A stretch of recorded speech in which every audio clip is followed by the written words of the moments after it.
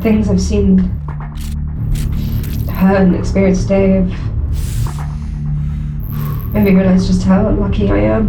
I find it quite hard to sort of understand this is how people live and where people live. We're in Johannesburg, South Africa, to look at the extreme and wild ways people here hustle to make a living. And this is his girlfriend that he funds her lifestyle. Do you think that his wife will know about it? Mostly? There are people in this country that are looking to make their fortunes underground. Lately, over the last 2-3 years, Zama Zamas have become hated. Gold has long played a part in the city's success, but this symbol of pride and progress is now sparking struggle and concern. For dead Last people. week I saw a school for human being. You come across people's skulls. Yes.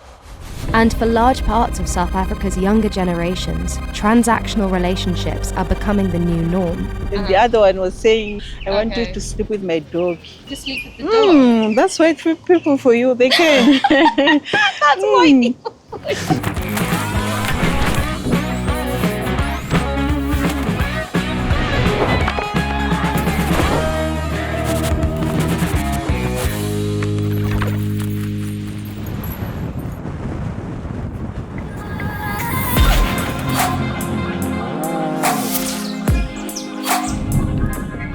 We are on our way to a place called Cosmo City. It's a place where not a lot of white people go. What was the word that you used for white people again? Umlungus. Umlungus. It's a Zulu word. It's a Zulu word, okay. You don't see Umlungus in Cosmo City. You did not see Umlungus until today. We are meeting a Zama Zama miner. This is one of the most extreme jobs, certainly in South Africa, but possibly even throughout the entire world. Zama Zama means Take a chance. take a chance. And basically Zama Zamas are people who go down into mines for quite a long time each time, like 2 weeks at a time. Or longer. Or longer. Go down into these tiny little holes underground.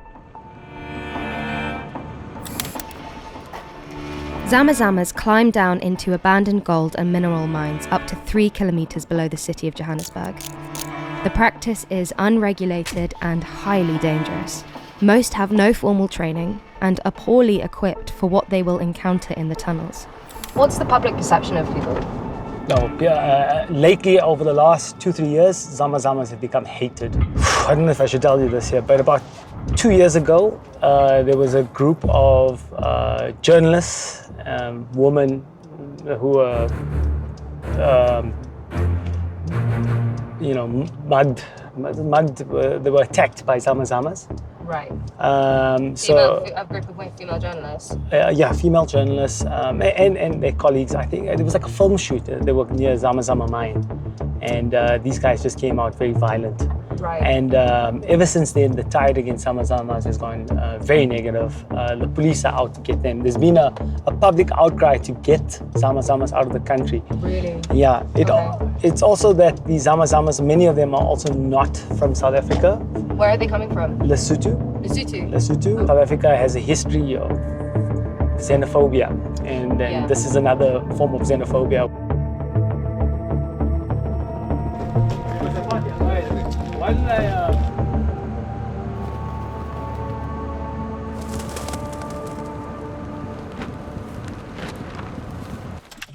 Thank you. Hi. Hi, are you ready? Nice to meet you. Steve, thanks for letting us come and see you. Sure, bro. Yeah, sure. This is Tabo. Not his real name. He requested we hide his identity for safety reasons. It will become clear why later. There's a baby. Yeah, 2 babies. I'm not gonna wake him. Is it okay to film? Yes. Yeah? Yes. Hey.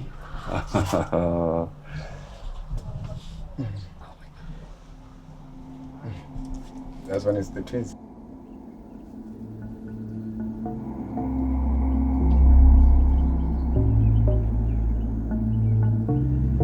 Tabo lives in a shack with his family. He has a wife, a 17-year-old son, and 10-month-old twin daughters. Show me your house. So, this is where we live? So, This was outdoor. that's your wardrobe. This is my wardrobe. This is my bed. These are my babies. And then your son, you said your son, does he sleep down on the floor? He sleeps here. And then the babies, is it loud when it rains? Yeah, Like it rains hard. Yeah, the noise. Yeah, the noise is bad. What's in these? What's in here? Water. That's water. Yeah. Okay. Water and food. And you've got power. Cool. Fine.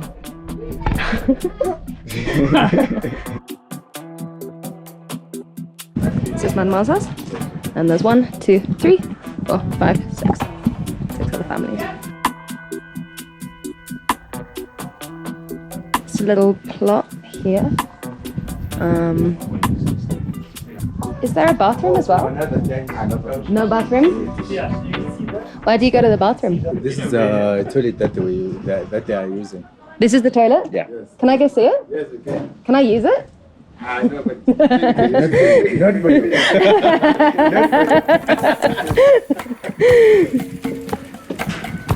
There's a toilet. Oh, there's little lizard. Little lizard. Hey, buddy. There we go. Let's do that one more time. And the bathroom.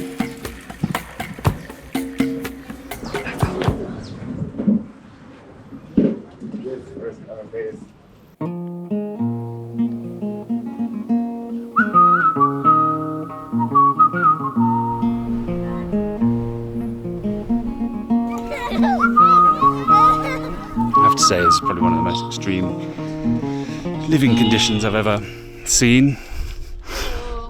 It's people living in shacks like this, corrugated iron shacks. His wife, he's got 2 twin babies, 10 months old. He's also got a 17-year-old son that lives here as well. I mean, the room's like 2 meters by 3 meters maybe, 1 bed, but they all squeeze in. It's unbelievable. It's like nothing I've really ever seen before. I find it quite hard to sort of understand this is how people live and where people live.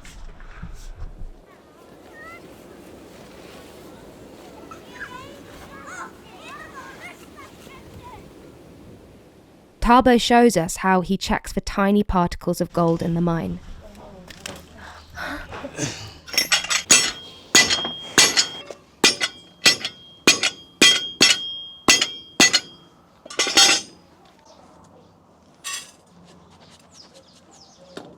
The mass. Water. So would you do this down in the mine? Or Down. Down in the Down, mine? yes. How can you see in the dark? You have a torch. I will see. I've got a torch. Yes, of course. Ah, yeah. I'm saying yes, but honestly, I couldn't see any gold. To my untrained eye, it all looks like dirt. So then what would you do? So you've done that in the mines, you've got some water with you in the I've mine. got a 2 liter, I've got the 5 liter water and the plate. If there's one piece of gold, there'll be more. That piece, I know that this line is good. If I taste one line, I know this space is good. Okay. Up until So this is a there's test. there's no need to taste again. Okay, then you just take rocks. Yeah. Right. I have to continue taking this line. test one piece. Okay. Test So once. that means he took the rock that he was Test in the line. in the line of the gold site. When he tests the rocks and finds flecks of gold, Tabo will then go to work breaking off as many rocks as he can from that line to fill his bucket. What's the size of the hammer? It's 4 pounds. 4 pounds. Yes, 4 pounds. I cut it so that it can be short. Okay. If I'm breaking, I can't put my hand too much. Tabo hides his hammer and chisel in a bush close to the mine site. He doesn't carry it with him for fear of being spotted by police and identified as an illegal miner. But the threat of a 2-year prison sentence is merely a nuisance, rather than a deterrent to the 30,000 Zama Zamas working in Joburg's old mines. Desperation is what drives them. If I'm working, someone call me for work one day, I go to pay. It's only piece job. After I finish that, that man I have, I can't even survive with my kids. I have to struggle and go to the mine just to find just better money so that I can buy pampers and food and check my mother at home. The hunger is causing me to do that. You see? How long did you go down there the first time? Sometimes I can go 1 month. A month? Yes, down. Sometimes I can go 2 weeks. Yeah. But that last week I gone 2 days. You went 2 Yeah, days? road food, yes. Okay. And you were able to bring back enough to be able to pay for food and, like you said, things for your kids and stuff like that? First time I found 2.5. 2.5? Yes, I came to my wife and pay rent, buy food. 2,500 rand is roughly 100 British pounds, or 135 US dollars. This is the most that he has ever made from the mines. Tabo's rent each month is 700 rand, or 35 pounds. So you can make quite good money. It's obviously it's incredibly dangerous. You can make. Sometimes you can go down there, spend 1 month not finding anything. Okay. Still looking Really? for stones, yes. God, are you scared? Yes, I'm scared. Yeah. Because one of the days I was going in these small patches like this, I met a big snake. A big snake? Yeah, he coming direct to me. And the snake that can't take reverse is still coming to me. Oh my God. And I have to crawl using my back up until I found a space to turn. That day was bad. To give that snake a So I take more space than to pass. 2 days waiting. I want to see a snake going out so that I can go back there. So you had to Because I wait want to- for the snake to I have to go and wait there. So what? The snake was crossing the line and coming, and me I'm going there. So I have to go maybe like from here to that side by the road. Okay. So You that have to crawl that far. Yeah, until found a space to turn. Do you know what kind of snake it was? Which was like a python, but it was black. No! No! Like I can say black python, Oh but I didn't see my it outside God. here. Oh my God. I mean, even being in a space that small is really scary.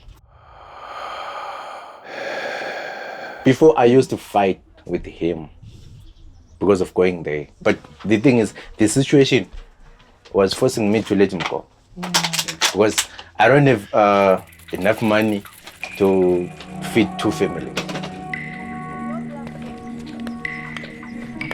This is Tabo's brother-in-law. But each and every time that if he goes there, I go crazy. Almost, he tells me maybe today is Wednesday. If he goes down today, he send me a message, bro, I'm going down. Okay, but I'll be out maybe on Sunday. Sunday morning when I wake up. But the thing is, if you don't go there, you won't survive outside. You have to provide for his kids, because I cannot do it Yeah. for him. Yes. Do you see lots of other people down there when you're there, or are you mainly on your own? Last week I saw a school for human being. Even now I still know where there is that thing. You come across people's skulls. down there. Yes, I see. Even now I see them. And you I said still remember where is it. you remember where it is? Yeah, I know the place. And there's no air. You can't go by that side and take that thing. You're not breathing enough. You can breathe from here up to here. Okay. If I'm jumping in this place, that to you there, I can die. Because there's no air There's and no no air. oxygen. Yes. And that you think that's what happened with the guy with the skull? Like, with his I skull? think it goes there. He goes down and then can't get I out. couldn't breathe. So Trick. it's I guess what is strange or kind of very morbid is that there aren't any signs saying do not enter. There's actually a skull which is a marker of the places that you should not go because bones are there. Is it easy to become trapped down there? Like in small spaces you can't get out? Yeah, That happens a lot. there's a small places that we can't go out.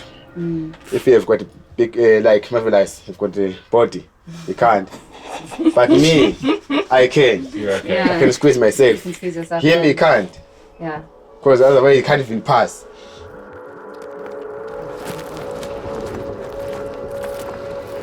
Miners like Tabo will descend well over 100 metres into the mine before crawling horizontally for hundreds of metres more, down there fighting for survival as a part of daily life.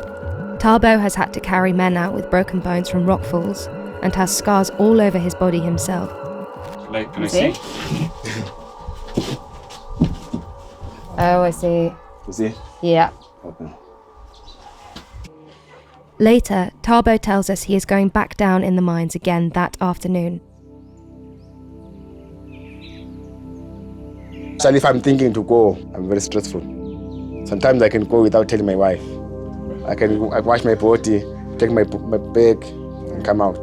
Because I'm feeling pain, thinking that I see them last time.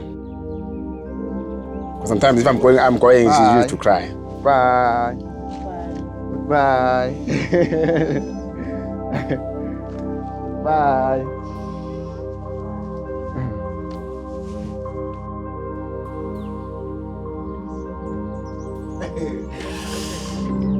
Yeah, it was shocking, wasn't it? Absolutely unbelievably shocking. The thing that really got me was him saying that he sometimes just can't say. Can't tell his wife. Like,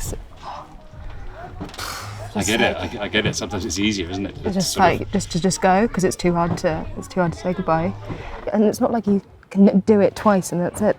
This is normal for the foreseeable because you can't get anything else because there is nothing. But also, like, what if he died down there? No one would know. No one would know. I mean, they know he's down there possibly, but there's no kind of like insurance or anything that pays the family, And it's like the definition of a high-risk lifestyle. I mean, I don't know if I know about anything that's more dangerous. God, that's out of a horror film. I don't think I've seen anything that fucking scary. Of being trapped in a space like this and a black python coming towards you and having to do this, backing out for how to here to the road. From here to the road at the end there, yeah.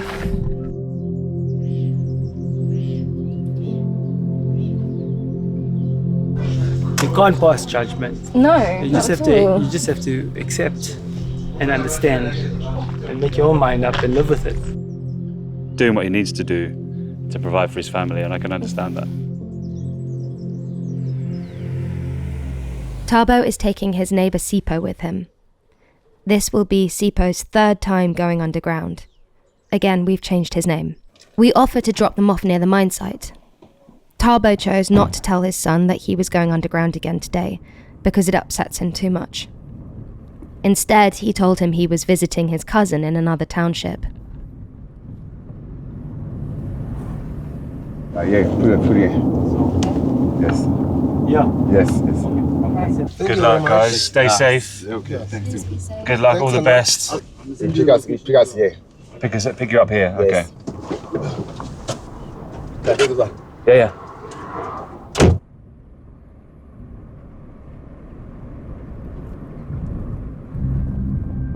Zama Zamas became the centre of global attention at the end of 2024. At a mining site in a town called Stilfontein, government security forces blocked food and water from reaching hundreds of miners trapped underground when they refused to leave willingly. Residents from the local community volunteered to go into the mine and help those too frail and weak to come up. When the volunteers surfaced, many were traumatised by the severity of the horrors they witnessed underground. They told of piles of dead bodies, others only hours from starvation, and there were accounts of miners eating the bodies that had already died. But often, it's more than just the authorities waiting for the miners when they do decide to return to the surface. So I think what's really scary is that the Zama Zamas are working in gangs. Right. And there's a kingpin, there's people at the top that are making serious money. Yeah. So even the Zama Zama, they come out and it's not their guys who are standing there with them.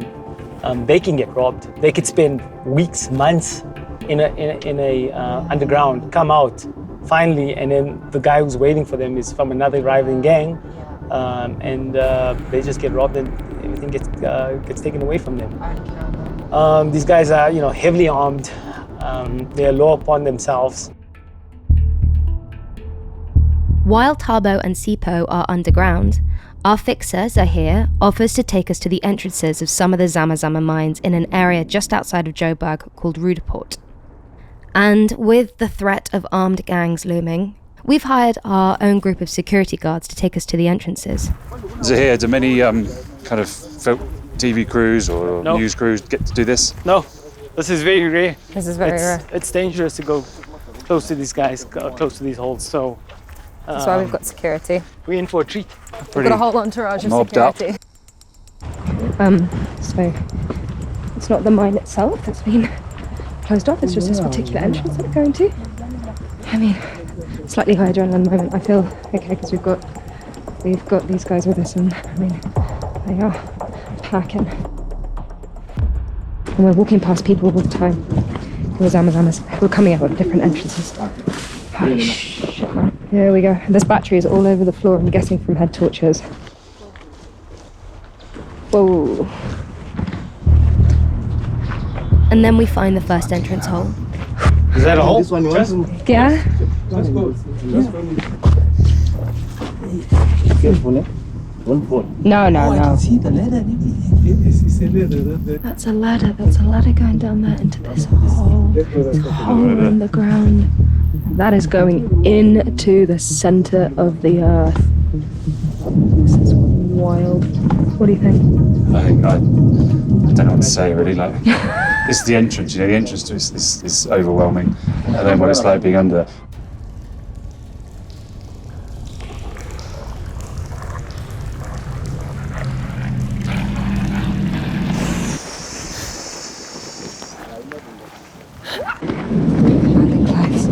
The thunder makes it kind of more dramatic, doesn't it? Exciting and scary in equal measure. This is the entrance. This is where you make your fortune. They're everywhere. Oh. It's got another one over there. When you close this one, they just go down the road, Find another entrance. make another hole. That's it. So you're never going to stop it. People gotta eat, right? People gotta survive. Gotta survive. What would it take, Evan, to get you in that hole? Fucking nothing. Speaking from my place of extreme privilege, because I haven't been pushed to the outer reaches of desperation. That's something out of a horror story.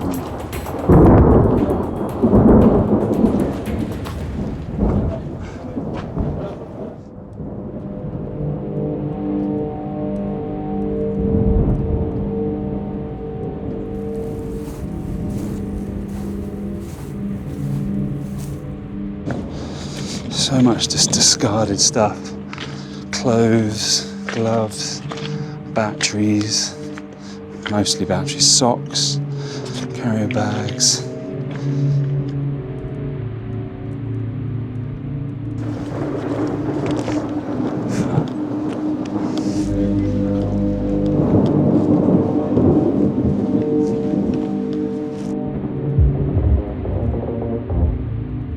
As we wait for Tabo and Sipo to surface, there's another sketchy line of work popular here in South Africa that we want to explore.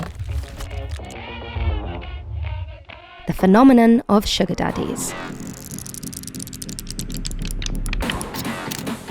Sugar daddies are also known as blessers, and the girls are the blessed or blessees. Along with the gifts and a paid-for lifestyle, there are a number of serious risks involved. Girls who are 13, 14, 15, 16, they now see a blessed life as a means to get out of the township, or as a means to get out of poverty. There's two huge problems that the blesser culture is coming along with it. The second is HIV. Yeah. HIV spreading in the country. That's one problem. Recent studies have found that girls in South Africa aged 15 to 24 are 8 times more likely to be HIV positive than boys of the same age. Adolescent girls and young women account for 40% of all new HIV infections. There is a belief that the popularity of blesser culture is a root cause. And how do you convince this very influential age group that this is not a healthy way of living? The rate of HIV correlates with men aged 30 to 50. So, obviously the people paying these girls for this relationship also have higher rates of HIV. And as you say, it mostly comes from those men. Social media is rife with blesser accounts and posts promoting the phenomenon as a way of earning good money. Adverts targeting women often show men holding wads of cash in front of sports cars with phrases like, no rent, no school fees, get a blesser. Ads looking for men tend to be women posting messages themselves, asking for specific amounts of cash to buy very specific items. So we decided to post our own message to see if we could find someone to speak to. And surprisingly, it worked. This is Cindy. She's a blessee and we're hiding her real identity. Yeah, I would like to know exactly why it is that you do it and why you continue to do it. It's because of money. The money. Yeah, we need money. Even if you go to work, the money is not enough. They have to go and do these things. You're mainly doing it because they have to, not because they want to. Some can travel from here to Midrand. Just because the client say, I will buy you food. Do you find it typically, is it girls from townships that are doing this? A lot of girls that are doing this, especially the students from these universities. Students? You find students from the university there. Cindy is regularly pressured into unsafe sex by her blessers. Instead of using condoms, she takes prevention medication. And often, if she does have to go to a clinic, she can't be open about her situation. So immediately after raw sex, I take those pills like for a week. It's a blue pill, PrEP pill. Yeah, they've got it. But it doesn't help you with HIV or what. It only helps you with STDIs. Only that if you go and lie at the clinic that you were raped, that's when they give you an injection. It's interesting that you have to lie and say that you were raped. Yes, because if you tell them that you are doing this, yeah, they won't inject you. Do you think that there is judgment? We can even get the PrEP from the clinic. Right. But they don't give you, they judge us. They will tell you use condom. But it's not like every day I'm going to use condom. Do you have a preference when it comes to clients? You know, with white people, they have a lot of sex fantasies. Yeah, they do. Some will want just to pee on you. They just want to pee on you. Classic white people. There are a lot of fantasies they have, yeah. You find that white people have more sexual fantasies than black people. They have a lot of fantasies to Don't do. look at me like that. It's just because you did then turn the camera on. No, I just realised I haven't got any shots of myself. Not for this part. It was an ill-timed. Okay, I mean, yeah, that's interesting to know that white people are more, I guess, have more sexual fantasies. So tell them a bit more about that. And the other one was saying, you can come to Woton Park is not far. I want you to sleep with my dog. Then I say, with no. your dog? You want me to sleep with the dog? That's white people for you. They can. That's white people. With Indians, yeah, you don't suffer a lot. But mostly you have to exchange nudes with Indians, nudes. yeah. Okay. Different people having their different preferences.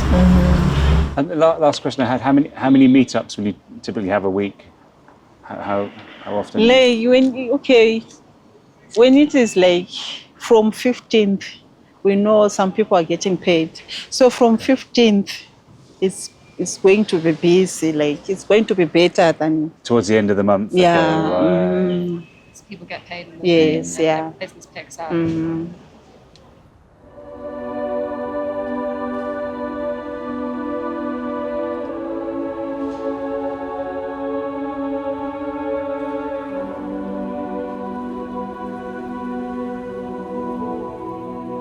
The next day, we get a message from Tabo. They've surfaced from the mines, so we're en route to pick them up.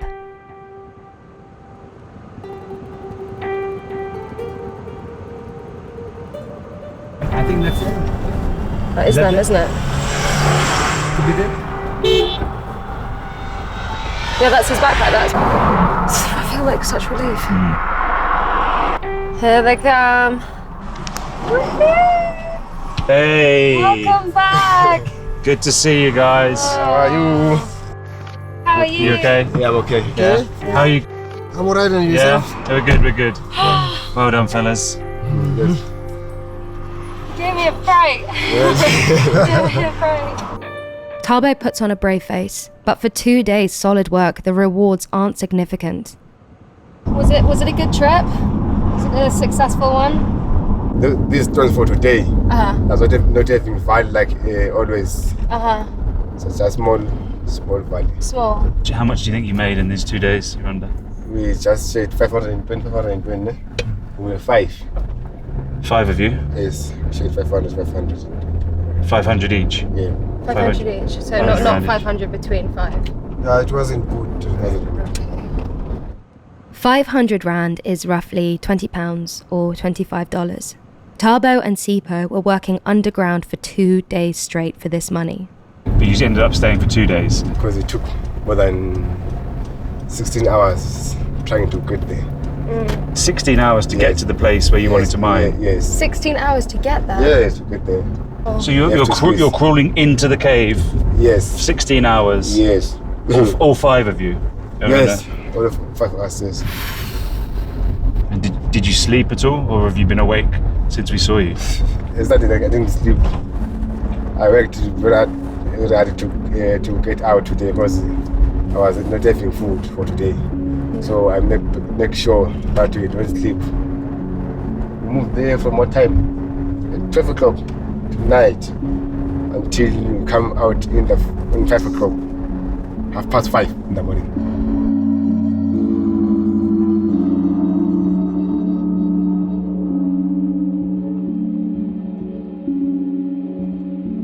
So you've been underground for 2 days. You've been working. You've been crawling for 16 hours. Yes. You've been mining for maybe another 12, 15 hours. Yes. And you crawl back another 16 hours back to get to. To And enter then- and coming out, that's the big job. Yeah, it's because you've got the Of course, bucket. And you've got to lug all of that stuff. You've got your heavy tools. You haven't slept in 2 days. Yes. You've been crawling under this space.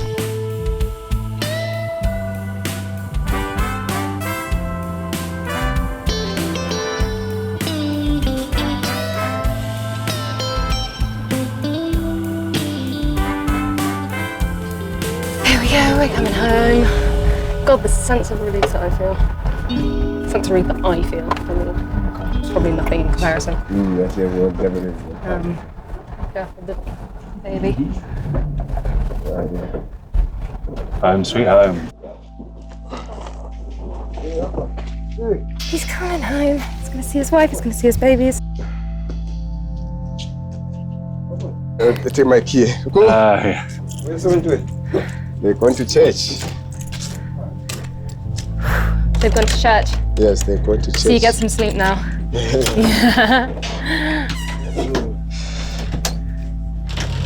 They're at church. Yes, Okay. okay, They're at church. No problem. Oh, look how lovely and tidy Oh, come in. Yes. You feel happy? I come back to my house. it is. Yeah. Are you happy to be home? Yeah.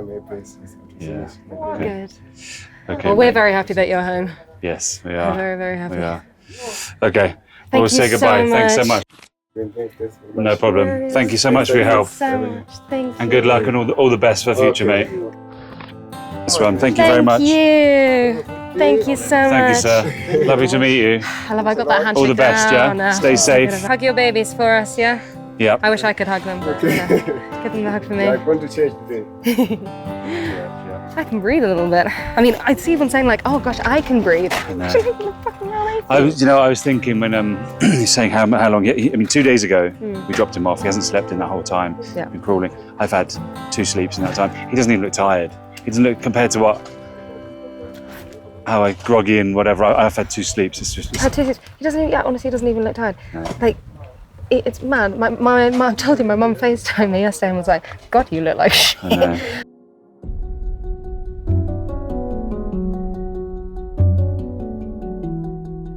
You know, his motivation for speaking to us today is about normalising, just showing that they are, they're not animals, they're not monsters doing this. It's desperation that's driven him, but he is, he's a normal guy that wants to earn a living.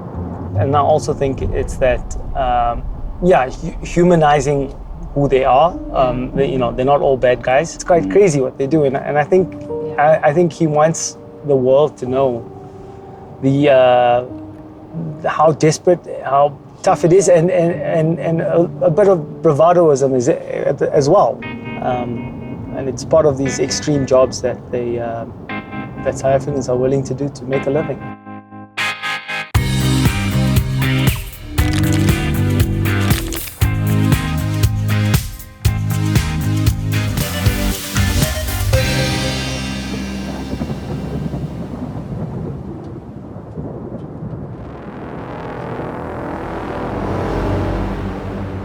Next time on The Wonder Guys. We are going forward. The march towards freedom and justice is irreversible.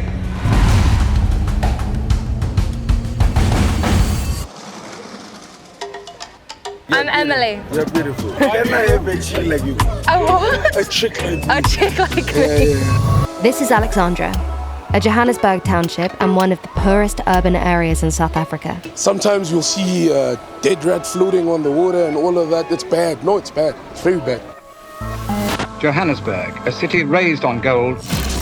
But its neighbour Sandton is the richest square mile in the whole of Africa. One more time, just for the people in the back. This is the richest square mile in all of Africa. There's a goddamn pool. South Africa has a long history of division. This episode is about seeing two very different sides of the same city. Welcome to Josie. But how does it taste? Forget about the hearing. Oh my fucking God.